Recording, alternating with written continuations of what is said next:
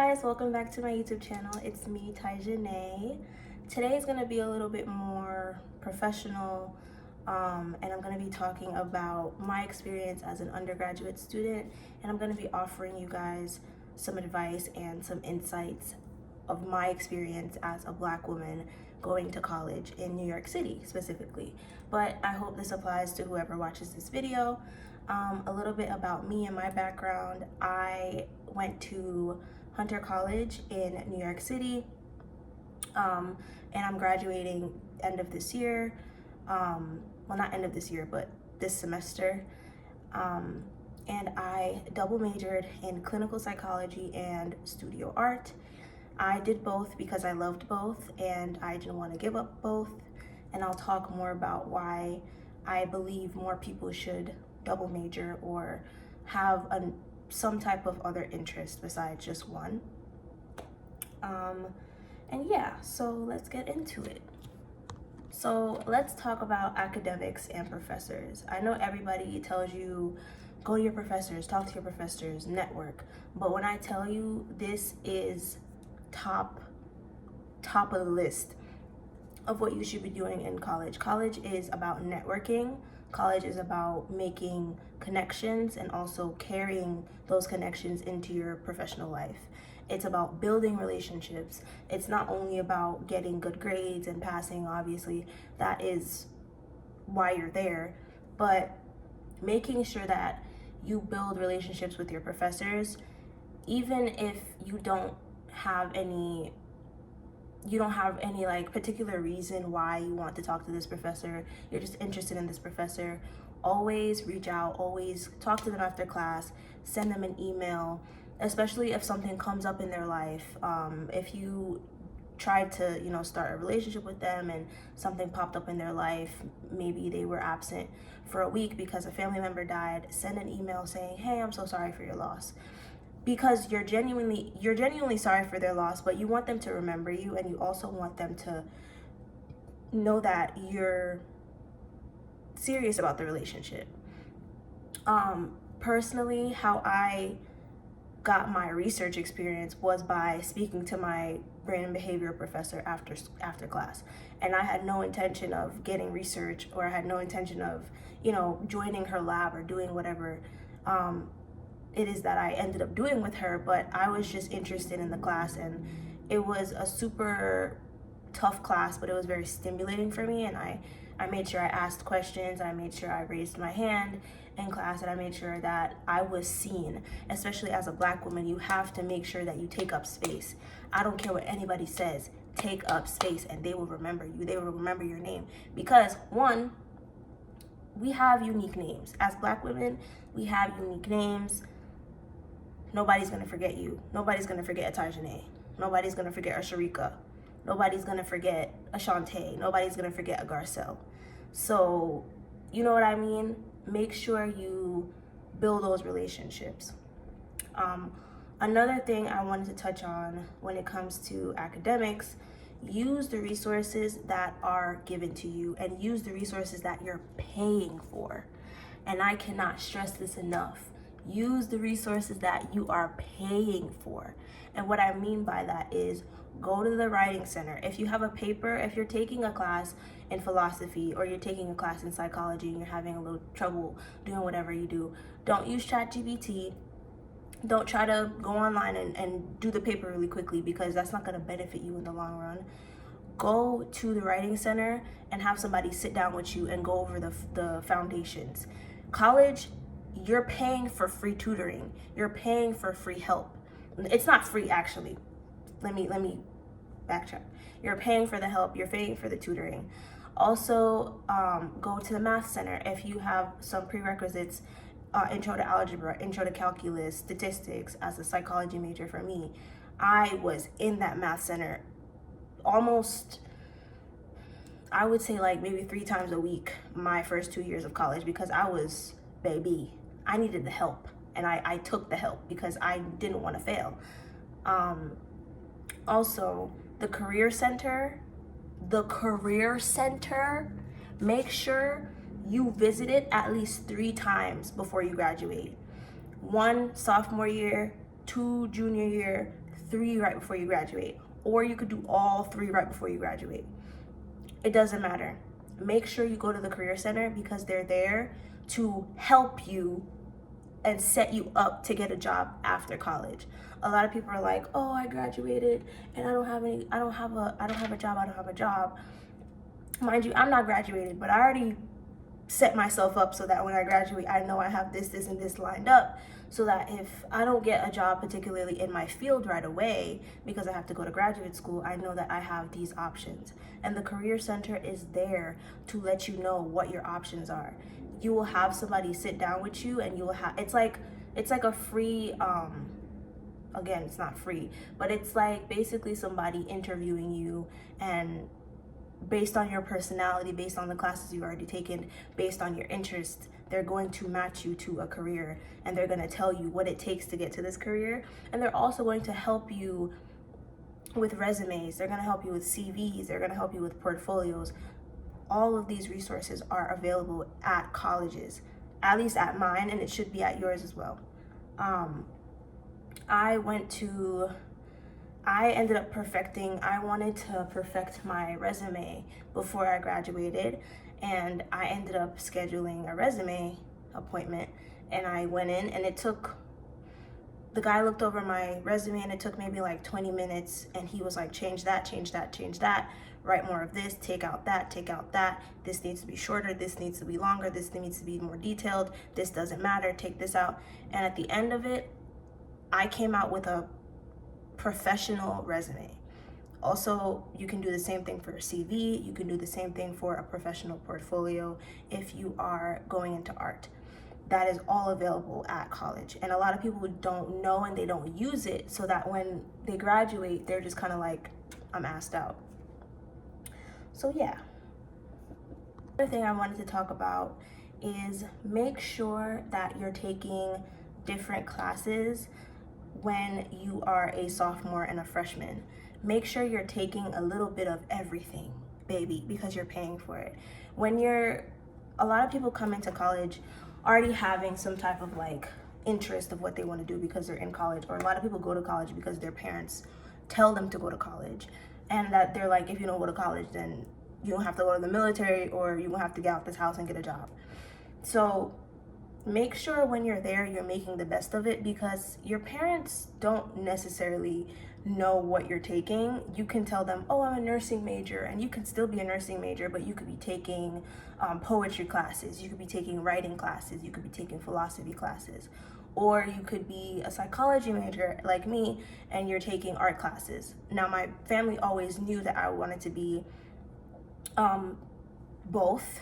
I wanted to implement both in my college life, and I was very upfront with them initially. But I recommend taking business classes, economics classes, ceramics, all the way to ceramics. Take writing classes, because writing is the foundation for this world. If you know how to write, you can go anywhere. If you know how to read, you can go anywhere. If you know how to, write an essay, be able to point out different mistakes and edit a paper, you can go far in this world of academia and also in the professional world, because those skills are valuable. So take those classes and take them seriously. I wish I took them a little bit more seriously. I'm not gonna lie, as somebody that's like first generation, I would say kind of first generation in this country, going to university, I did take my education very seriously, but when it came to certain classes, I just was like, we gotta get it done. And I don't think, if I was to do it over again, I would lock in on intro to writing, algebra 101, like all the basic foundational classes I would lock in on, because like I said before, the foundation is what makes you. If you don't know the foundations in and out and as well as you can, it's gonna affect you moving forward, because you're writing and you're doing math and you're doing your work based on a kind of like a unsteady foundation. So lock in on those classes, on the foundations classes. So yeah, I recommend taking art classes. I recommend taking writing classes, philosophy classes, whatever interests you outside of what you already are majored in. I would say do it. And if you want to go as far as double majoring in it, more power to you, and I encourage it, because when people look at you, who cares about what people think? But whenever I tell people I double majored in something, they're like people look at me like I'm crazy. Like, how did you have time to do these 4-hour long studio art classes and then go do statistics and clinical psychology and experimental and theoretical, analytical, all that like statistical work? And I think they balance themselves out. Personally, when it comes to me, I felt like if I had one without the other, I would have been bored. If I took only art classes, I would have wanted something more concrete in terms of, I wanted something a little bit more mind stimulating, a little bit more mind rocking. And that's why I craved to, read literature. And I think if I wasn't a psychology major, I probably would have double majored in writing instead. But I love psychology. And also when it comes to psychology, if I only majored in psychology, I would have went crazy, because I would have only been focusing on trauma, mental health, stress, mental health disorders. And you need that balance, especially when you're in STEM. You need the balance of the two. So I recommend that. And if you're not declared by the end of by the beginning of your sophomore year, just make sure that you take classes. Make sure that even if you're undeclared, you're taking classes that by the end of your ride, they all kind of like mesh together and they all kind of like make sense. So if, say for example, if you go undeclared up until your junior year, which is a little extreme, but I've known people that do it. If you have taken 5 philosophy classes, 5 writing classes, and maybe like, 5 political science classes, and then you've taken, some type of, something else. You can, if your college allows it, you can make your own major and say that you're trying to be like a political science or activist or something like that, if that makes sense. Try to make sure that the classes that you're taking aren't random. Make sure that the classes that you're taking align with who you are, and make sure they align with something that can be defined in the world. And if it can't be defined, ask your college, can I make my own major? Because some colleges do allow you to make your own major. 2 things I'm going to talk about is money and self-care. So when it comes to money, make sure that if you have a major like psychology, or a major like philosophy, or a major like writing, social sciences, or more, writing, or more like abstract, less STEMmy. Psychology is a STEM, but if you have a major that you have to go to grad school to kind of move up in the field and to get the pay that you deserve, make sure that you have that in mind before you graduate. Meaning, if you say you're graduating with a psychology major, like myself, make sure that you're planning and you're plotting what are you gonna do in the next 2 years? When are you gonna apply to grad school? Are you gonna take a year off? Are you gonna go right after? I recommend taking a year off. That's what I'm doing, because I've been in school for 12 years of my life. I need a break. And also working. You could take a year off to do research. You could take a year off to work, but make sure that you're planning what you're gonna do in between that time. And do not let yourself slip. Do not let yourself slip and get comfortable when you graduate. Or get comfortable with the idea of, oh, I'm just gonna go 4 years undergrad, get my bachelor's, and come out and hope I get a job. Sometimes that works, but sometimes it doesn't. If you don't wanna go to grad school, you don't have to, but make sure you're setting yourself up to a place where when I graduate, I'm solid. Because I see too many people that have bachelor's and doctoral degrees, and they're doing nothing related to it. And I refuse. If I have to be in a position where I have to kind of like, this might sound a little crazy, and it might sound a little like, it might not sound right to some people, but I genuinely think like, if I'm investing in something, I'm gonna invest in it and I'm gonna commit to it. I cannot spend thousands and thousands of dollars on something and then just kind of like, well, I don't want to do this anymore. You have to remember why you started, and you have to remember where you want to go. I don't know if everything that I'm saying is making sense, but I hope it does. Make sure you have a plan. Make sure you're saving up for grad school. Make sure you're putting money aside in a high yield savings account, in a bond or trust or something that is growing, so that when you graduate, you have something to fall back on, even if you don't go to grad school. Something that can hold you down, something that can help you get on your feet. Because being broke is not fun. I don't know if that makes sense, but yeah. Lastly, I want to talk about self-care. Obviously, I'm a psychology major. I want to be a clinical psychologist. But I am, hold on. Hey guys, so that video was made in February. It is now September. I came to the park to finish the video, but it's super windy outside and my mic was still working with it, but honestly, there's just too many people around and I wasn't fucking with it. Excuse my language.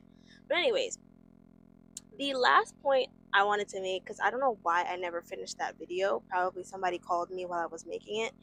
But the last point I wanted to tell y'all, as a person who prioritizes mental health and somebody who did not at one point prioritize mental health, please prioritize your mental health when you're in undergrad and when you're in school in general.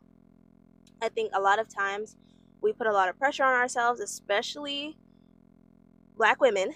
We already know this, but we have to keep reminding y'all, we put a lot of pressure on ourselves because society puts a lot of pressure on us to be perfect and to just overachieve. And as an overachiever myself, I found myself junior year, I found myself working 2 jobs, and going to school full time, and also living my life. So it was difficult, but I think I was very much stuck in that mindset of like, I have to check all my boxes at the end of the day, meaning like I would literally give myself a checklist each and every day, and I would do everything on that list whether I liked it or not. Now, is that something that sets you up for success? Yes, because I'm now graduated and I'm I'm on a good track. At least I think I'm on a good track with God's grace. However, when you live your life like that for like a year, 2 years, 3 years, 4 years, you start to lose yourself. You start to be on autopilot, you get burnt out because you're pushing yourself too hard. You're not connecting with yourself spiritually, and you're just prioritizing getting things done instead of sometimes focusing on how you feel about the situation. And also, you don't give yourself grace whenever you go off course. So, for example, like for me, if I wasn't able to accomplish everything on my checklist for the week or for the day, I would beat myself up. I would talk down on myself because I felt like I was failing. But at the same time, it was like, girl, you honestly just couldn't do it, or you just were tired, or you just couldn't do it. You couldn't get it done. So, I will say, make a point, make a big deal when it comes to your mental health. Um, it's important because your mind is connected to your body and your body is connected to your mind. And if your mind's not good, your body's not going to be good. And if your body's not going to be, it's not good, your mind's not going to be good. So, yeah. And another thing, I just want to say, like, I just want to shout out Tajane in February because I was doing the damn thing. Okay, I was doing the damn thing. Okay, pat myself on the back. I love the way I articulated this video. This video is so cute. I love it. So I hope you guys enjoyed it. And to anybody who is starting school, because it's back to school season right now, it's September, and I see everybody going back to school. I see new people going into school, whether it's kids, adults, or teens. Congratulations to all of y'all. Keep doing what y'all doing because education is important. Education is key. Education is key. And yeah, thanks so much for watching my video. I have so many recorded videos from the winter, like earlier this year, that I have to upload, or I might just re-record because I didn't really like how they came out. However, y'all are definitely gonna see more of me, so get used to me. Get used to this face, because it's not going nowhere. Period.